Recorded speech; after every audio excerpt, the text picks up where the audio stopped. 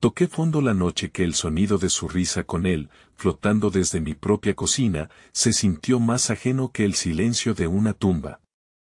Lo recibí como un gesto de confianza, creyendo que solo era un amigo al que ella quería ayudar, pero cada palabra, cada risa compartida y cada secreto a sus espaldas me fueron robando el sueño.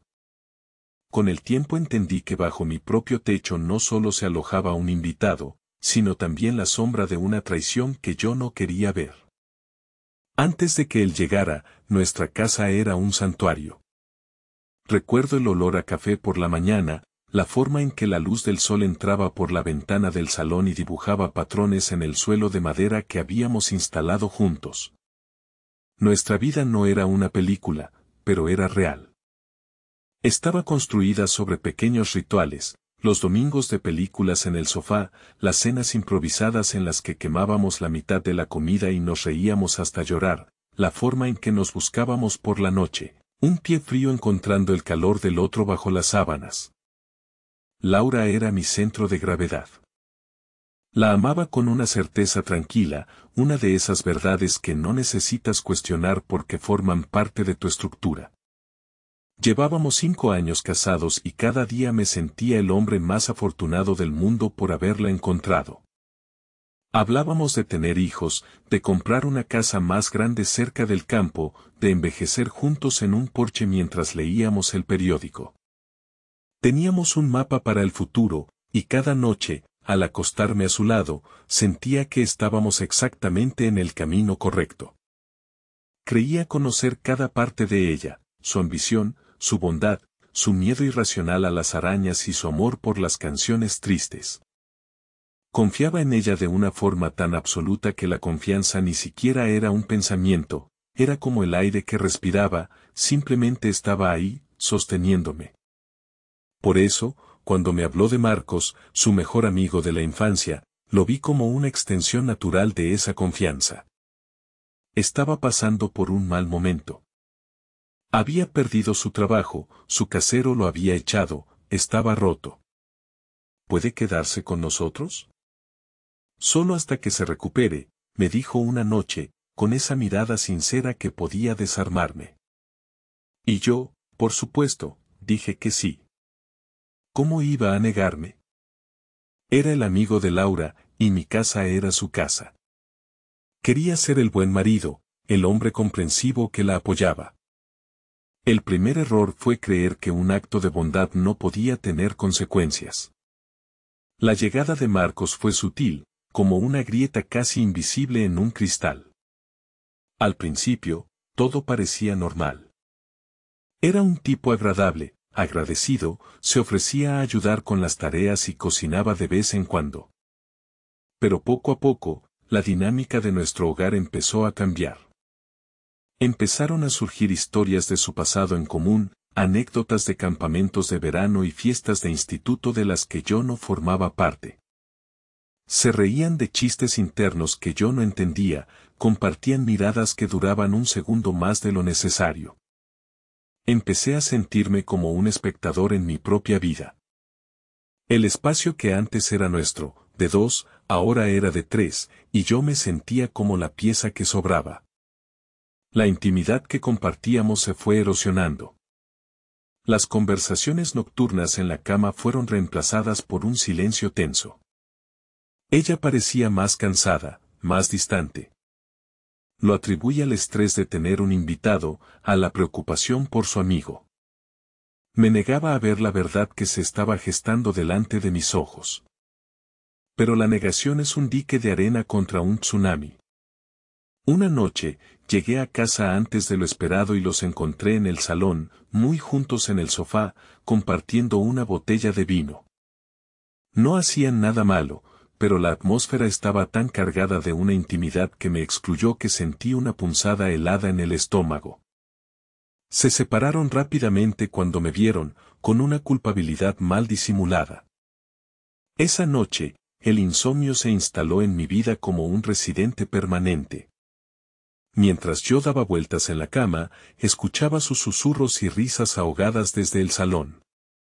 Cada sonido era una tortura, mi imaginación pintando escenarios que me partían el alma. La casa, mi santuario, se había convertido en una cámara de eco de mi propia ansiedad. Intenté hablar con Laura. Con calma, con cuidado, le expresé mi incomodidad. Su reacción fue una muralla de indignación. ¿Estás celoso de Marcos? Es mi mejor amigo. No confías en mí, me espetó, y sus palabras me hicieron sentir pequeño, irracional, culpable.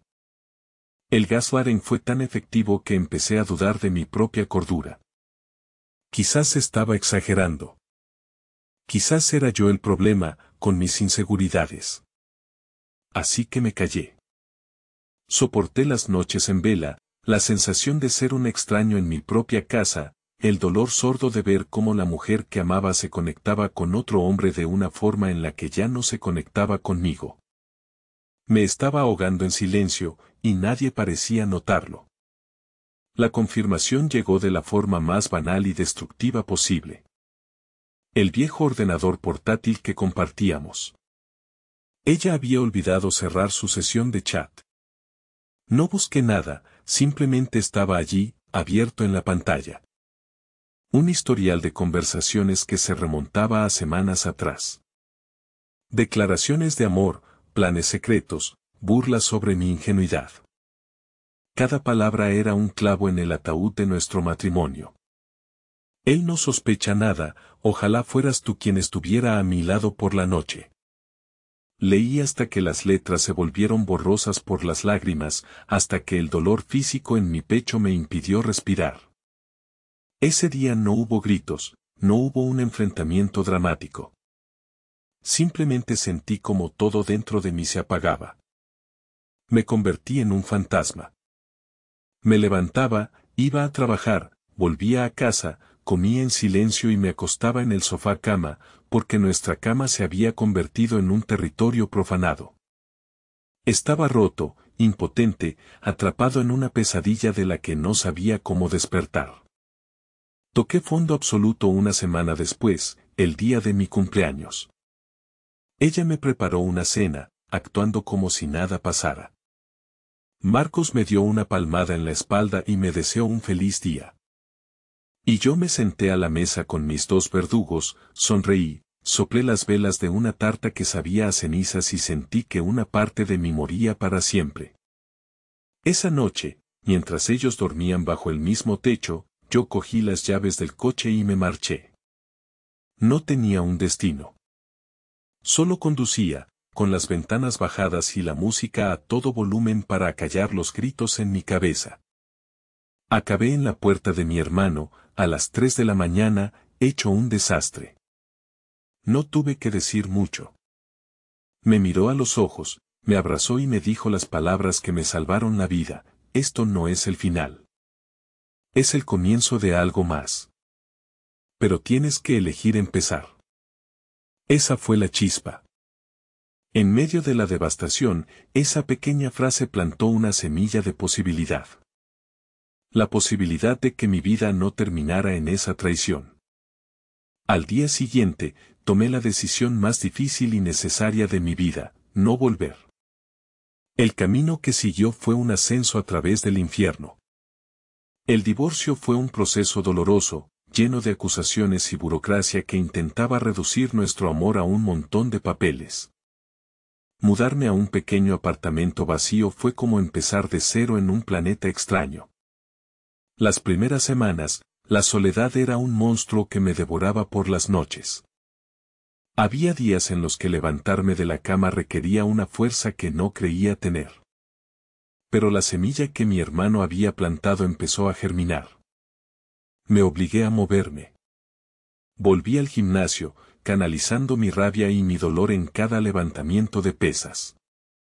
Empecé a caminar por la montaña, largas caminatas en solitario donde el único sonido era el viento y mi propia respiración. En la naturaleza, encontré un silencio que no era opresivo, sino sanador. Fui a terapia y vomité todo el veneno que llevaba dentro. Aprendí a nombrar mis emociones, a entender que la traición no era un reflejo de mi valor, sino de sus decisiones. Reconstruí mi vida pieza por pieza, no la vida que tenía antes, sino una nueva. Redescubrí aficiones que había abandonado, volví a pintar, llenando lienzos con colores oscuros que poco a poco se fueron volviendo más brillantes. Aprendí a cocinar para uno y a disfrutar de mi propia compañía. Fue un proceso lento, lleno de retrocesos, pero con cada pequeño paso, sentía que recuperaba un trozo de mí mismo. El verdadero clímax de mi viaje no fue un momento de confrontación o venganza. Fue algo mucho más silencioso y profundo. Había pasado casi 2 años. Estaba en una cafetería, leyendo un libro, disfrutando del sol de la tarde que entraba por la ventana. Entonces, los vi entrar. Laura y Marcos, de la mano. Por un instante, mi corazón se detuvo. Esperé la oleada de dolor, de rabia, de tristeza. Pero no llegó. Los miré, y lo único que sentí fue una extraña y serena indiferencia. No eran los monstruos que habían protagonizado mis pesadillas. Eran solo 2 personas, viviendo su vida. Me di cuenta en ese momento de que su poder sobre mí se había desvanecido. La herida ya no estaba abierta, era una cicatriz, un recordatorio de una batalla que había librado y ganado. No necesité que me pidieran perdón. No necesité que supieran que yo estaba bien. Mi paz ya no dependía de ellos. Pagué mi café, salí de la cafetería y respiré el aire fresco de la tarde. Y por primera vez desde aquella noche, me sentí completamente libre. La traición tiene una forma de destrozar tu mundo, de hacerte cuestionar todo lo que creías que era verdad. Te hace sentir que el suelo bajo tus pies ha desaparecido. Pero si has vivido algo así, quiero que sepas esto: cuando te quitan el hogar que creías tener, te ves forzado a construir uno nuevo e inexpugnable dentro de ti mismo. Ese santuario interior, construido con los ladrillos de la resiliencia, el autoconocimiento y el perdón propio, es uno que nadie podrá volver a arrebatarte jamás. Si alguna vez te sientes como un invitado en tu propia vida, si el silencio se vuelve más ruidoso que las palabras, recuerda que tienes la fuerza no solo para sobrevivir al derrumbe, sino para construir algo más fuerte sobre las ruinas. El camino de vuelta a ti mismo es el viaje más importante que jamás emprenderás. Y al final de ese camino, no solo encontrarás la paz, te encontrarás a ti, esperando.